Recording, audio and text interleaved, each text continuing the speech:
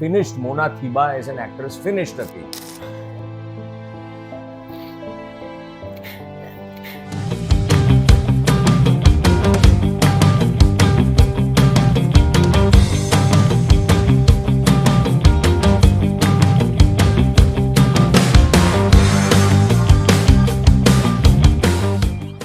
ચાલો પાછું આપણું ચીયર્સ. ચાનું ચા આદુવાળી ચા. યસ, એટલે ચા પીએ ત્યાં સુધી વાતો પણ થઈ જાય ને. આમ ક્યાં ટાઈમ મળતો હોય છે? મને નહીં, તમને એટલે ટાઈમ. આપણને જો તું સૌથી વધારે બિઝી, મારા કરતા પણ વધારે બિઝી તું છે.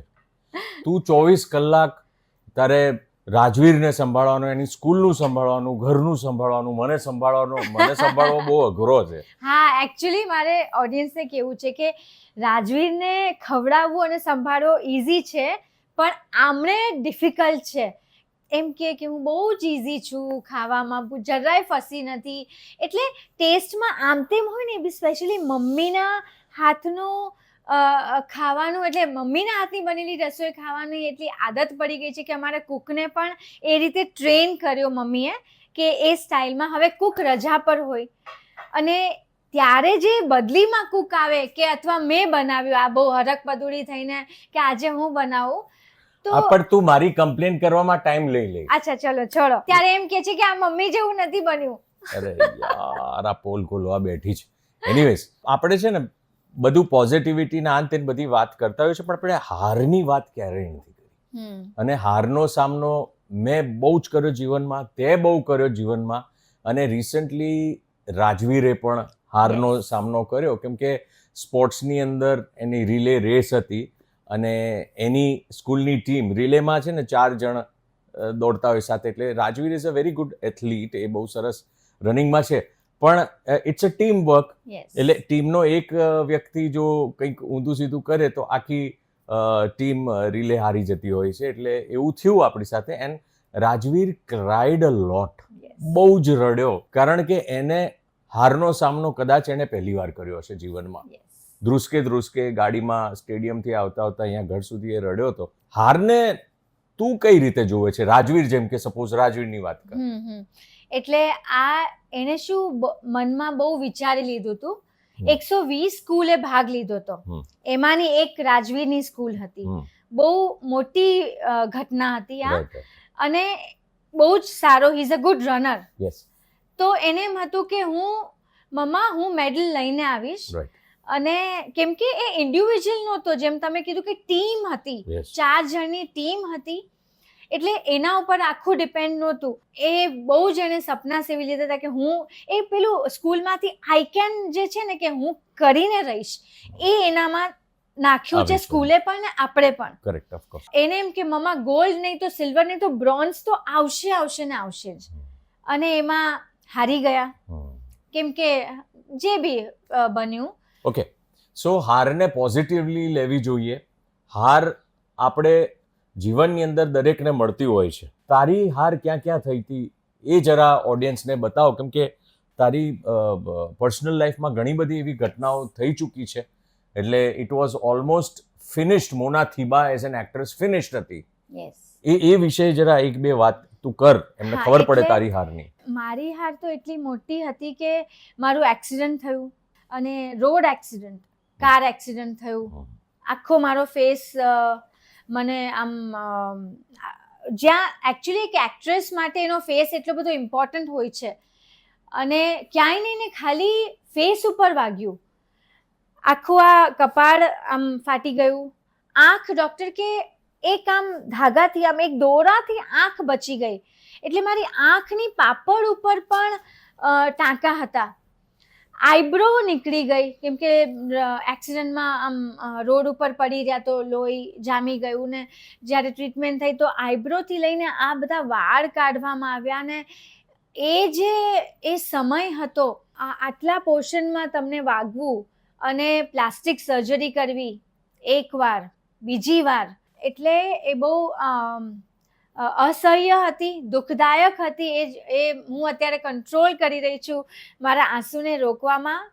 એટલે એ જે એક્સિડન્ટ થયો ને ત્યારે રોડ ઉપર તું પડી હતી, લોહી લુહાણ, તારી સાથે જે પણ જયંતિ હતો કદાચ, હા, મારો સ્પોટ બોય હેલ્પર. ને એ પણ લોહી લુહાણ, એને તો આખું માથું ફાટી ગયું હતું ને તારું આ બધું જ ચીરાઈ ગયું હતું, ફાટી ગયું હતું, લોહી લુહાણ, બેહોશ.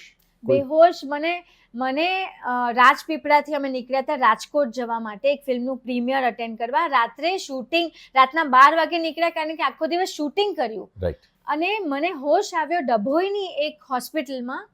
હું શું બોલતી હતી મને કંઈ ખબર નથી. રાઈટ. ખાલી મને થોડું ધૂંધલું યાદ છે કે મને મોટી હોસ્પિટલમાં લઈ જાઓ, મારા મમ્મી પપ્પાને ઇન્ફોર્મ કરો. અને લકીલી મોબાઈલમાં હું મમ્મી સાથે વાત કરી રહી હતી અને મમ્મીએ મારી ચીઝ સાંભળી અને that's how they got to know કે something went wrong because phone બંધ પડી ગયો અને એક્સિડન્ટની ખબર પડી કેમ કે somehow they managed to figure out કે એક્સિડન્ટ થયો છે કેમ કે એ બધું કેવા બેસીસ તો બહુ લાંબી વાત એટલે બધા થશે. પછી આવી ગયા અને તમને હોસ્પિટલ લઈ ગયા, નાની સાવ ગામડાની હોસ્પિટલમાંથી મોટી હોસ્પિટલમાં ટ્રાન્સફર કર્યા, બરોડા તમને લઈ ગયા અને પછી ત્યાં જઈને આખું ઓપરેશન કર્યું. અને પછી હું આવ્યો તો એ વખતે વી વર જસ્ટ ફ્રેન્ડ્સ. હું તબિયત જોવા, કેમ કે આપણે સાથે પપ્પા પણ આવ્યા હતા, મહેશ આપણે એ ફિલ્મ સાથે જ કરી એ ફિલ્મમાં સાથે શૂટિંગમાં હતા. એટલે એ વખતે અમે ખબર કાઢવા આવ્યા ને ત્યારે જોયું ને તો આખું મોઢું તારું પટ્ટી માંડ, આઈ ડોન્ટ નો, મોં પર તારું આટલું જ, અને કંઈક બહુ જ ડેન્જર લાગી રહ્યું હતું એ દ્રશ્ય. તારી બેહોશી, તારું આખું કે બસ હવે આનું કરિયર પૂરું થઈ ગયું. અને ફિલ્મ ઇન્ડસ્ટ્રીએ પણ એવું જ માની લીધું હતું કે મોના Thiba as an actress finish. એટલે પ્રોડ્યુસરોએ જે તને સાઇન કરી હતી એ લોકોએ પણ બીજી હિરોઈનો સાઇન કરવાનું ચાલુ કરી દીધું હતું, કેમ કે આ હવે શું થશે, આ ક્યારે રિકવર થશે એની રાહ જોવાય કે નહીં, અને એ રિકવર થયા પછી પણ એના ફેસની સ્ટેટ શું હશે. એક્ઝેક્ટલી. એટલે આપણે આ જ હિંમત આપવાની છે, આ હારની વાત કરીને લોકોને હિંમત આપવાની છે. એટલે જે ફિલ્મ, હા, એટલે મોના એમ કહેવા માંગે છે કે પ્રોડ્યુસરે સાઇન કરી અધૂરી હતી. એ પ્રોડ્યુસર્સ આવતા અને પૂછતા કે મોના ક્યારે કામ કરી શકશે. એમાંની એક મારી ફિલ્મ પણ હતી. એટલે ડોક્ટરે એમ કીધું કે 3 થી 6 મહિના આ બધું હીલ થવા માટે, અને તડકો ન લાગવો જોઈએ. બરાબર છે. એટલે લાઇટ્સ, કોમ્પ્લિકેશન્સ. એટલે એ લોકો, હું સમજુ છું પ્રોડ્યુસરની પૈસા લગાવ્યા હોય, વ્યાજથી લાગે, એટલે પણ એ બધું મને બહુ તકલીફ આપી રહ્યું હતું અને બધી ફિલ્મોમાંથી મને કાઢી નાખી. બરાબર છે. Right. So Mona Thiba the leading actress, આટલું બધું નામ, એને બધી ફિલ્મોમાંથી એટલે કાઢી નાખી કારણ કે એને ફેસ ઉપર એક્સિડન્ટ થયું, પ્લાસ્ટિક સર્જરી કરી હતી અને ડૉક્ટરોએ ઘણો મોટો સમય આપ્યો કે આને રિકવર થતાં આટલો સમય જશે. અને એ રિકવર થયા પછી પણ શૂટિંગમાં બહુ જ બધા કોમ્પ્લિકેશન્સ, એટલે બધા ડરી ગયા હતા. એટલે તું ફિનિશ થઈ ગઈ હતી. યસ. મારા ફેમિલીએ જે સપોર્ટ કર્યો ને, યુ ડોન્ટ નો. એટલે ફેમિલી જ, તમને કહું, દોસ્તો પણ સેકન્ડ આવે, ફેમિલી જે પહેલું તમારી સાથે જે ઊભું રહે છે ને, એ તો મેં પોતે અનુભવ્યું. ત્યારે એવો સમય હતો કે ફિલ્મના કલાકારો મ્યુઝિક આલ્બમ ના કરે. રાઈટ.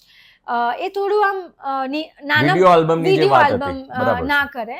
અને મને રાજકોટથી એક ફોન આવ્યો, ઓફર આવી કે તમે આ નવરાત્રિના સોંગ્સનું આલ્બમ કરશો. તો પહેલાં તો મેં ના પાડી કે ના, મને નથી કરવું, કેમ કે હું તો મારી જાતને. એક મિનિટ, હું અહીંયા જરા એક સેકન્ડ ઇન્ટરપ્ટ કરીશ, કારણ કે આપણે જે ફિલ્મ કરી રહ્યા હતા ને એમાં તો પછી અમે મળીને તારી રાહ જોઈ હતી. હા, અમે લોકોએ તારી રાહ જોઈ હતી અને તું એકદમ વીક થઈ ગઈ હતી. તે છતાંય એ ફિલ્મની અંદર તને દવાઓ સાથે તને પૂરું ધ્યાન રાખીને હું ને પ્રોડ્યુસરને અમે લોકોએ બધાએ મળીને એ પિક્ચર તો આપણે કર્યું હતું. યસ. 3 મહિના રાહ જોઈ. હું સ્પેશિયલ મેકઅપ મેન લઈ આવી હતી અને તમે લોકો, હું દવાઓ ઉપર હતી એટલે ઊંઘમાં બહુ રહેતી હતી, બહુ જ પાતળી થઈ ગઈ હતી. 35 કિલો વજન હતું મારું ત્યારે. અને શોર્ટની વચ્ચે હું ઊંઘી જતી હતી ત્યાં આપણું લોકેશન પર, ને તમે લોકો મારા શોર્ટ સેપરેટલી લઈ લેતા હતા અને બહુ જ કોઓપરેટ કર્યું તમે અને એ પ્રોડ્યુસર મુકુંદભાઈ પટેલે. લવ ત્યારથી હતો. હવે આપણે પિક્ચરનું નામ શું હતું? આસુડે ભીંજાય ઘરચોળું ને ભીંજાય ચુંદડી. એના પછી આલ્બમની ઓફર થઈ, મેં ના પાડી. મારા પપ્પાએ કીધું કે તારી મરજી, તારે કરવું તો કર, બીકોઝ એ મારા પપ્પાના ફ્રેન્ડ હતા, દોસ્ત હતા. રાઈટ. એમણે મારા પપ્પાને સમજાવ્યા કે અત્યારે મોના ડિપ્રેશનમાં છે, એને કહો કે આ આલ્બમ કરે, એને સારું લાગશે, એ કામ કરવા રાજકોટ આવશે, એ બીકોઝ મને ડાન્સ કરવો ગમે છે તો એને મજા આવશે, એક નવો એક્સપિરિયન્સ થશે, એમાંથી બહાર નીકળશે. મને મન નહોતું તો પણ હું ગઈ. મને ગઈ, હું બહુ મજાથી ન ગઈ. પપ્પાએ બી સમજાવી કે ટ્રાય તો કર. એટલે હું ગઈ, મેં આલ્બમ કર્યો અને મને નહોતી ખબર કે આ આટલો સુપર ડુપર હિટ આલ્બમ થઈ જશે. એટલે દોર ચાલુ કરી દીધો આલ્બમ, મ્યુઝિક આલ્બમ, સોંગ આલ્બમનો મોના થીબાએ, કે એટલો બધો સોલિડ સુપર હિટ કયું હતું એ સોંગ ને આલ્બમ? નવલી નવરાત્રી એવું કંઈક આલ્બમ હતું. અને એ આલ્બમ ત્યારે ફિલ્મી કલાકારો, હીરો હિરોઈન, વીસીડી મળતી હતી ને, વીસીડી એ ડીવીડી ને વીસીડી એ વખત તો ફિલ્મી કલાકારો સ્પેશિયલી હીરો હિરોઈન તો આલ્બમ ના કરે ને મેં કર્યો. અને એના પછી આલ્બમ્સ ની લાઈન લાગી અને એટલી લાઈન લાગી કે હું આમ સતત એ 2 મહિના તો હું જે બિઝી રહી. એટલે એ રીતે હું મારા ડિપ્રેશન માંથી બહાર નીકળી. અને પછી બધી ફિલ્મો ફરીથી પ્રોડ્યુસરો આવ્યા, ફિલ્મોની લાઈન લાગી. અને જે હિતુ કનોડિયા પણ આલ્બમ નહોતા કરતા એ મારી સાથે આલ્બમ કરવા રેડી થયા, કારણ કે એ માહોલ જમાઈ ગયો કે ફિલ્મી કલાકારો પણ આલ્બમ કરી શકે. અને મારું કમબેક થયું. રાઈટ. એટલે આ હાર હતી, એમાંથી જીતને કેવી રીતે પરિવર્તિત કરી, કેવી રીતે એ જે હાર હતી એનો સામનો કરીને અને સ્ટ્રગલ કરીને મોના થીબા પાછી લાઇમલાઇટમાં આવી ગઈ, પાછી એક ટોપની એક્ટ્રેસ તરીકે ઉભરાઈને પાછી આવી. એટલે ઇન શોર્ટ કંઈક એવું થાય, કંઈક આપણે હારી જઈએ કે કંઈક બહુ જ મોટી ઘટના કે મુશ્કેલી આવી જાય, એનાથી નાસીપાસ થવાની વાત નથી જ. Yes, it is a chance for you કે તમે હવે એનો સામનો કરો. ભગવાન આવું બધું કરતા હોય છે, જે લોકો એ સામનો કરી શકે એના સાથે જ આવું બધું કરતા હોય છે. એક્ઝેક્ટલી. કે હું હંમેશા વિચારું કે આ મારી સાથે જ કેમ થયું, બટ ભગવાનને ખબર હતી કે આ પાછી આવશે, આનામાં એ જોશ, જુનૂન એ છે. અને જ્યારે ભગવાન ચાન્સ આપે ને ત્યારે એ ગ્રેબ કરી જ લેવો જોઈએ. અને આનાથી મને એક ઓર શીખ મળી કે કોઈ કામ નાનું નથી. હું આ મ્યુઝિક આલ્બમ ને નાનું સમજતી હતી કે મારી બધા જ સમજતા હતા કે હા એ સમયે મારી શાનની ખિલાફ છે, લોકો શું કહેશે, હસશે મારા પર, દે લાફ એટ મી કે જો આની પાસે કંઈ કામ નથી ને એટલે મ્યુઝિક આલ્બમ કરવા નીકળી છે. અને પછી તો મને લાગે છે કે દરેક સ્ટાર્સ, મેં આપણા પપ્પાજી સાથે પણ આલ્બમ કર્યું.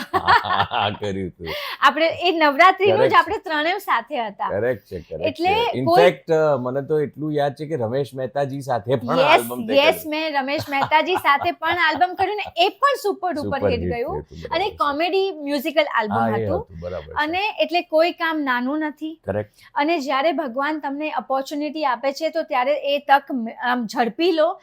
જેમ કે છે ને કે લક્ષ્મી ચાંદલો કરવા આવે ત્યારે તમે મોઢું ધોવા ન જાઓ, તો એ એકચ્યુઅલી સાચી વાત છે. રાઈટ. એટલે મારી ફિલ્મો પણ લગભગ 50% ફ્લોપ થઈ હતી.